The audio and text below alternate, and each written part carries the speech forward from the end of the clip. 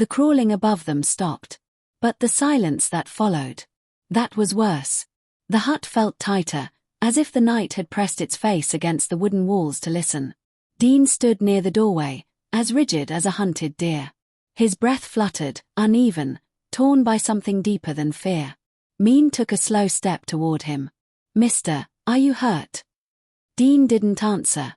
Because he wasn't listening to her. His eyes were pinned to the roof. Pinned to a memory.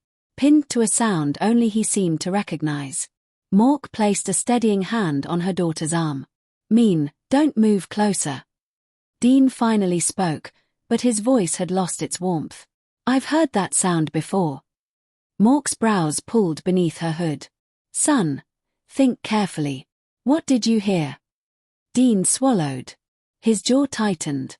"It followed me for 2 nights, but it wasn't close like this. It stayed behind trees. It mimicked footsteps.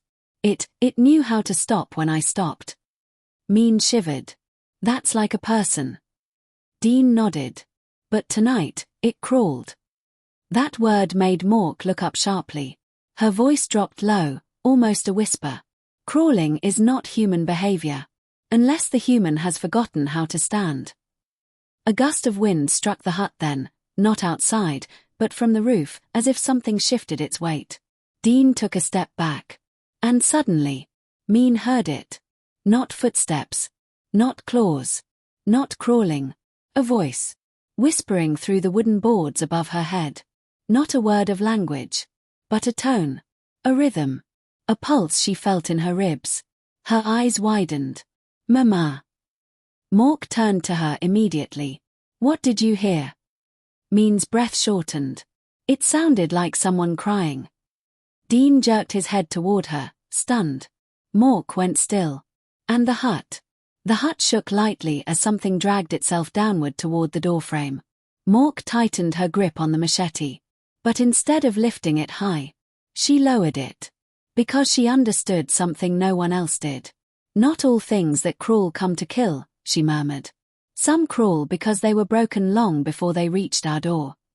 Dean stared at her. Min clutched her shawl. And the shadow reached the edge of the door.